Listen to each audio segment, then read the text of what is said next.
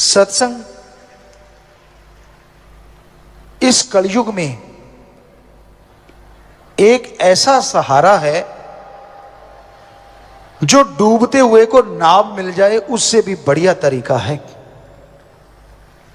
आम कहा जाता है डूबते हुए को तिनके का सहारा, पर अगर नाव ही मिल जाए तो पूछिए मत। तो उसी तरह इस कलयुग में डूबते हुए जीवों को, तड़फते हुए जीवों को बचाने के लिए, राहत पहुंचाने के लिए राम का नाम एक जहाज है जो उन डूबते हुए, उन तड़फते हुए जीवों का आधार है। और कोई उस नाम का जाप करे, सुमरन करे, फिर तो कहना ही क्या है। सो उस परम पिता परमात्मा के नाम का जाप हमेशा आप करते रहो, कहीं गुमराह ना हो जाओ, कहीं आलस्य में ना पड़ जाओ, कहीं भूल ना जाओ परमपिता परमात्मा को। इसलिए संत पीर फकीर सत्संग लगाते हैं, और जो सत्संग सुन के अमल करते हैं उनके तो अंदर बाहर कोई कमी रहती ही नहीं। उनके भाग्य नसीब वाकई बुरे होते हैं जो सत्संग सुनते सुनते भी बुरे कर्मों की तरफ चल पड़ते हैं। एक अनजान आदमी है, जंगल में भटक गया और उस भटकते हुए को एक रास्ता सूझा। उसे नहीं पता वो रास्ता कैसा है, उसे नहीं मालूम वो रास्ता कैसा है। बुद्धि विवेक का काम लेता तो पता चलता, पर उसने आप देखा ना ताप उस रास्ते पे निकल पड़ा। उस रास्ते में जंगली जानवर है, उस रास्ते में दलदल है, जान बचाएगा तो कैसे? बहुत ही मुश्किल है। वो लुट जाता है डाकुओं के हाथों, घायल हो जाता है पशुओं के हाथों, और फंस के रह जाता है दलदल में। लेकिन एक पूरे जंगल का जानकार है, उसे पता है शॉर्टकट रास्ता कौन सा है। उसे पता है ये रास्ता दलदल भरा है, ये जानवरों से भरा है, इधर डाकू रहते हैं, और ये बिल्कुल सेफ रास्ता है। पर वो इंसान फिर भी दलदल वाले रास्ते में चल पड़े, डाकुओं की तरफ चल पड़े, या पशुओं वाले रास्ते में जो खा जाएंगे उस रास्ते में चल पड़े, तो क्या कहिए। ऐसे ही सत्संगी होते हैं जो सत्संग सुनते हैं, नाम लेवा होते हैं। जब वो ऐसे जंगली रास्तों पे निकल पड़ते हैं तो फिर दद्दा दोष ना काहू दीजै, दोष कर्मा अपनिया, जो मैं किया सो मैं पाया, दोष ना दीजै आवर्ज। आप तो जानकार हो, जिसने सत्संग सुना, नाम ले लिया, वो तो जानकार है कि ये रास्ता गलत है, ये रास्ता गलत जा रहा है, ये दलदल भरा है, यहां पे काम वासना क्रोध लोभ मोह अहंकार टूट पड़ेंगे, बर्बाद कर देंगे। वो सब जानता है।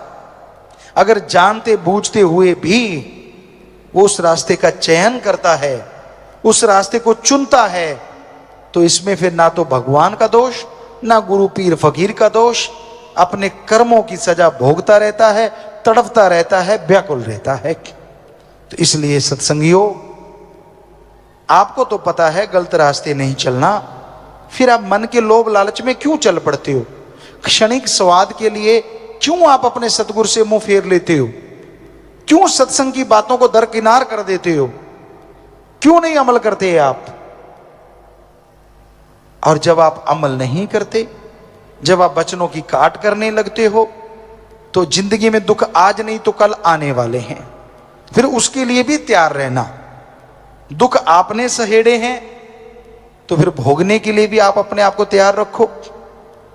फिर तो बड़ा भगवान भगवान करते हो, राम राम करते हो। पहले तो राम की सुनते नहीं, पहले उसके संत पीर फकीर की सुनते नहीं, और जब फंस गए, जब तड़पने लगे, फिर भगवान शहद जैसा लगता है।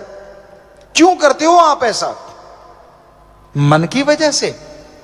जवानी तो गधे पे भी आती है, आपके कोई अलग नहीं आई, उस पे भी आती है। आपकी जवानी कैसी? वो जवानी जो सतगुरु के लेखे लगे, अरे वो जवानी जो समाज के भले कामों के लेखे लगे, अरे वो जवानी जो भक्ति इबादत में पल पल गुजारे, उस जवानी के बराबर दुनिया में तीनों लोकों में कोई नहीं होता। उसकी भक्ति अव्वल दर्जे की मंजूर होती है। या कोई बचपन में लग जाए और आखिर तक निभा दे, उसकी अव्वल दर्जे की होती है।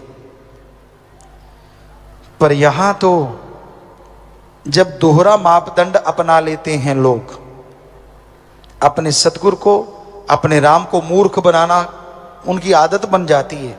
ये दिखाना कि मैं भक्त भी हूं और काम वो करना जो संत पीर फकीर रोकते हैं। तो फिर दुखों के पहाड़ को बुलाने से कोई रोक नहीं सकेगा। फिर तड़पोगे, फिर रोओगे, तब आप होगे और आपके दुख होंगे। कैसे कोई बचाएगा? गुरु को मानते हो पर गुरु की नहीं मानते, ये खतरनाक है, ये डेंजर है। जब आपको समझी आ गई कि रास्ते दलदल से भरे हैं, जब आपको समझी आ गई कि जंगली जानवर आप पे अटैक करने को तैयार बैठे हैं, तो राम नाम का शॉर्टकट क्यों नहीं अपनाते? क्यों काम वासना क्रोध लोभ मोह अहंकार मन माया को, उन जंगली जानवरों को अपने पे टूटने का मौका देते हो?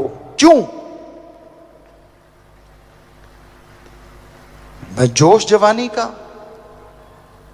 परम पिताजी ने एक भजन बनाया है और वो ध्यान दें, जवान नौजवान जो बिगड़ जाते हैं, जो मानते नहीं, सतगुरु की भी रखते हैं, लात दूसरी तरफ भी रखते हैं, गलत कर्म भी करते हैं। गधा 25 उम्रा जोर जवानी का,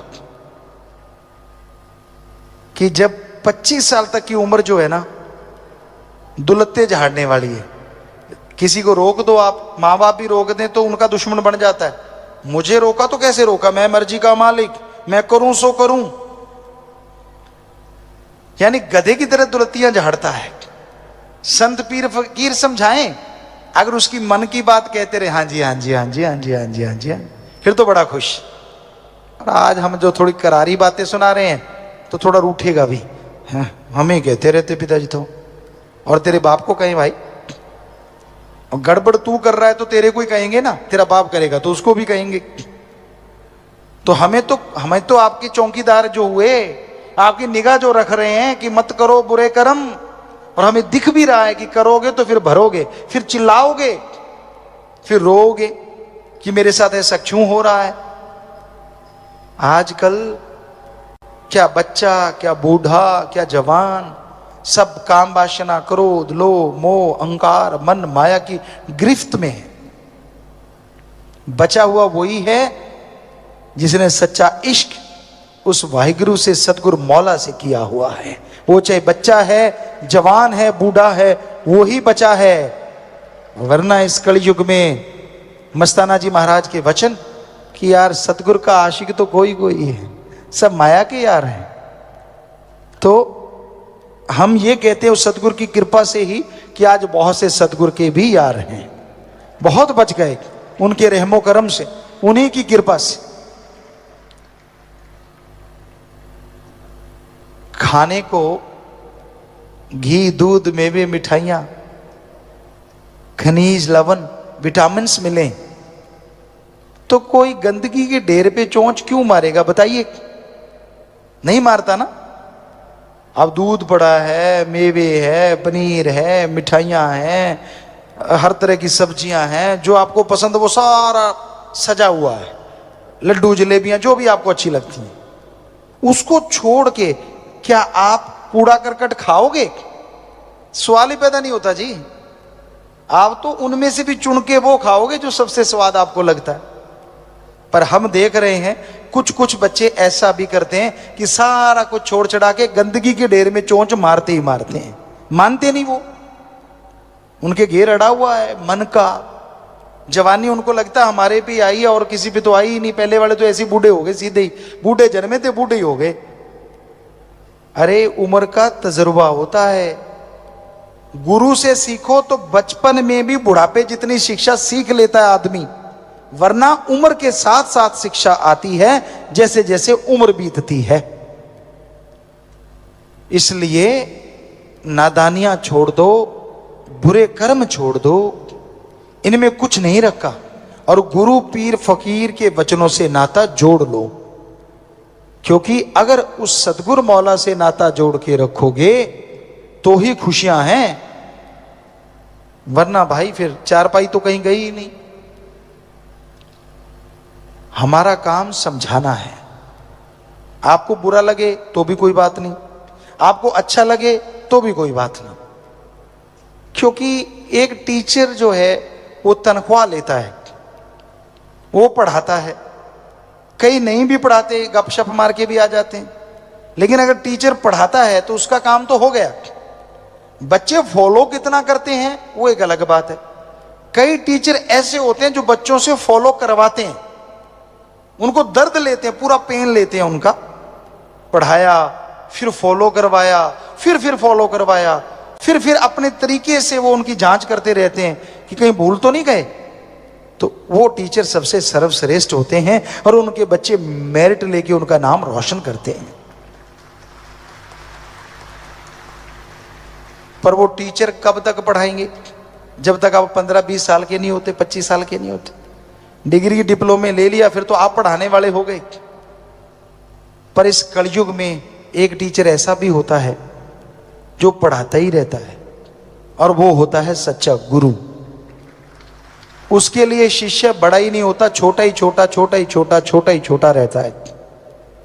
हर पल उसकी निगाह रखता है वो, हर पल उसका ध्यान रखता है वो, कदम कदम पे समझाता है उसे, वो समझाता चला जाता है। ना बेटा इसकी ना सुन, ना बेटा उसकी ना सुन, तू अपने जमीर की सुन, तू अपने सतगुरु की सुन।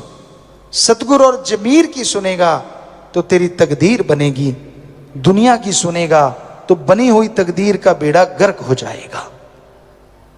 मन हावी होता है, किस पे नहीं होता? आदमी तो आदमी है, लेकिन सतगुरु की जो मान ले वो भी भाग्यशाली होता है, वो भी भागों वाला होता है। जो मान के अमल कर लेता है, चाहे कुछ भी क्यों ना हो, फिर भी मालिक उस पे रहमो करम बरसाता रहता है। सत्संग ऐसी जगह होती है, यहां आने से इंसान के तमाम ख्यालात, तमाम सवालात बदल जाया करते हैं। सच्ची श्रद्धा भावना से सत्संग अगर कोई सुनता है तो जन्मों जन्मों के पाप कटने शुरू हो जाते हैं। सत्संग में आओ, ध्यान से सुनो और फिर अमल करो। जो इंसान अपने पीर फकीर के वचनों को नहीं मानता, जो इंसान सत्संग सुनने के बाद भी रूहानियत को मजाक समझता है, पूरी जिंदगी मजाक बन जाती है। दुख परेशानियों का, नरकों का कारण बन जाती है। इसलिए सत्संग सुन के उसको अपने जीवन में अपनाओ तो जिंदगी में बहारें आ जाती हैं। सत्संग इंसान को वो निगाह बख्शती है, इंसान को वो विचार देती है जिससे परम पिता परमात्मा कण कण में, जर्रे जर्रे में मौजूद उसको महसूस होने लगता है, और सत्संग पे अमल करते हुए एक दिन उसे नजर आने लगता है। इंसान का विल पावर, आत्म बल सत्संग में बताई गई विधि के अनुसार चलने से बेइंतहा बढ़ जाता है। तो अगर आप अपने जीवन में खुशियां चाहते हैं, अगर आप अपने जिंदगी को खुशनुमा करना चाहते हैं, तो सत्संग सुन के उस पे अमल करना सीखो। इंसान कहता है, कई बार आपको पहले भी सुनाया, मैं गुरु को बहुत मानता हूं, लेकिन दुख इस बात का होता है, गुरु को मानता है लेकिन गुरु की एक नहीं मानता। तब उसके लिए दुखों का कारण हो जाता है, परेशानियों का कारण हो जाता है। आप पीर फकीर को अगर मानते हैं तो यह भी बहुत जरूरी है कि आप उसके बातों को, उसके वचनों को भी माना करें। जब तक इंसान गुरु पीर फकीर के वचनों को नहीं मानता, तब तक वो दोनों जहां में खाली रहता है। इंसान को मालिक नियामतें बख्शता है, बेइंतहा खुशियां बख्शता है, बिना कहे उसके कर्म अल्लाह राम काटता रहता है। उसे पता भी नहीं होता कौन से भयानक कर्म आने वाले हैं, कब आने थे और कब चले गए। जो मालिक से बेइंतहा इश्क करते हैं, प्यार करते हैं, वचनों पे 100% चला करते हैं, उनके भयानक से भयानक कर्म भी कट जाया करते हैं। इंसान के कर्म कितने भयानक हैं, इसका अंदाजा कोई नहीं लगा सकता। कई बार इंसान सोचता है मैं सत्संग सुनता हूं, सत्संग में बैठता हूं, मेरे तो कर्म कटते रहेंगे, कोई दो राय नहीं। शास्त्र नाम शाह मस्तान जी दाता के वचन हैं। आप सत्संग में आते हैं, सुनते हैं, बना बनाया सुमरन ले जाते हैं, जो आगे जाके आत्मा के काम आएगा, जो रूह के काम आएगा। पर जीते जी अगर आप आनंद परमानंद चाहते हैं, भयानक कर्मों से बचना चाहते हैं, तो सत्संग सुन के अमल करना 100% जरूरी है।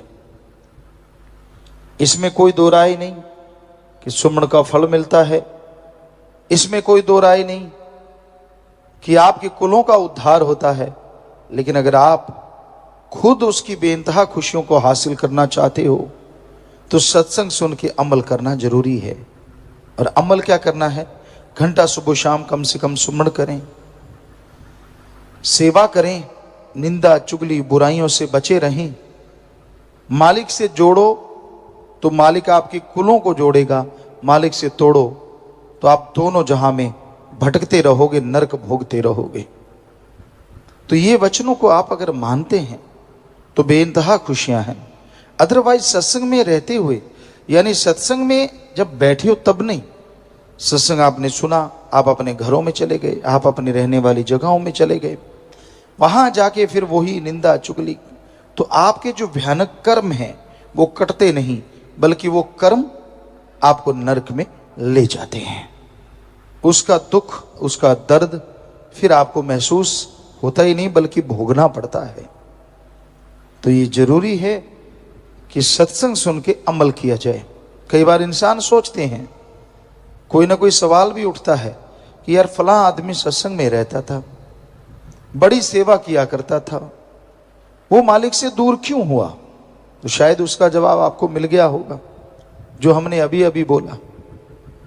सत्संग सुना, सुमरण का फल मिला, आत्मा के खाते में जमा हो गया, लेकिन सुन के अमल नहीं किया तो उसको इस जन्म में भयानक कर्मों का सामना करना ही पड़ता है। उसे कर्म भोगने ही पड़ते हैं, चाहे वो सेवादार क्यों ना हो, चाहे वो सत्संग सुनता हो। फल तो उसको मिल रहा है, लेकिन अगर वो अमल नहीं कर रहा तो झोली फटी हुई है, रहमतें आती हैं चली जाती हैं, आती हैं चली जाती हैं। इसलिए अमल करना जरूरी है। अगर आप मनमता चलते हैं, मन के कहे अनुसार चलते हैं, तो भाई फिर कर्मों का बोझ आपको उठाना होगा। पीर फकीर तो बहुत बचाते हैं, वो तो हर तरीके से बचाते हैं, हर एंगल से इंसान की नरक में न गिरने की सुविधा बना देते हैं, तरीका बना देते हैं। पर कई लोग ऐसे भी होते हैं कि वो संतों के वचनों को सुनते नहीं, मानते नहीं। उनके अंदर एक ही होता है कि एक बार नरक का स्वाद चखना है, और वो भूल जाते हैं कि नरक का स्वाद जो एक बार चख लेता है फिर वो नरक में ही जिंदगी भोगता है, तड़पता रहता है, व्याकुल रहता है, चाह के भी किसी को नहीं बता सकता कि मेरे साथ क्या बीत रही है, क्योंकि बेइज्जती होती है, और जो बीत रही होती है उसे बदल नहीं सकता, क्योंकि खुद ही नरकों को चुना है। तो इसलिए सत्संग सुनते हो, फल मिलता है, लेकिन अमल करना जरूरी है। घंटा सुबह शाम सुमरन करो, सेवा करो, भक्ति इबादत करो, उस राम, उस ओम, उस अल्लाह, उस वाहिगुरु गॉड खुदा को याद करो। उसकी भक्ति से आपकी आत्मिक शक्ति जागृत होती है, और आत्मिक शक्ति से भयानक रोग पता ही नहीं कैसे खत्म हो जाते हैं, इंसान को पता ही नहीं चलता। तो इसलिए अपने रोगों को बदलना है, आने वाली भयानक बीमारियों को बदलना है, तो मेडिटेशन करो। डू द मेडिटेशन कंटिन्यू, क्योंकि मेडिटेशन विदाउट एनी कॉस्ट, बिना पैसे के, बिना कपड़े चेंज किए किया जा सकता है। आप जैसे जैसे मेडिटेशन करते जाएंगे, आप जैसे जैसे गुरुमंत्र नाम का जाप करते जाएंगे, वैसे वैसे मालिक की दया में रहमत आप पे बरसती जाएगी। तो अपने अंतःकरण की सफाई करो, पीर फकीर के वचनों को मानो। क्या आप सोच सकते हैं कि वो कभी किसी का बुरा करते हैं? संत बुरा करना तो दूर, किसी का बुरा सोचते नहीं, चाहे वो उनको गालियां क्यों ना देता हो, उनको गलती क्यों ना बोलता हो। तो फिर आप सत्संगी सोचिए, आपके लिए पीर फकीर बुरा क्यों कर सकते हैं और क्यों कह सकते हैं? आप मन की वजह से दुखी हो सकते हैं, या मनमते लोग आपको गुमराह कर सकते हैं, पर पीर फकीर कभी किसी का बुरा नहीं करते। वो हर किसी के भले की बात करते हैं, हर किसी का भला करना चाहते हैं। करवाने वाला करवाता है या नहीं करवाता, ये इंसान पे निर्भर करता है। तो इसलिए हमेशा ध्यान रखो, पीर फकीर जो बात कहते हैं वो भले के लिए कहते हैं, भला करते हैं। जो सुन के अमल कर लेते हैं उनका भला होता चला जाता है।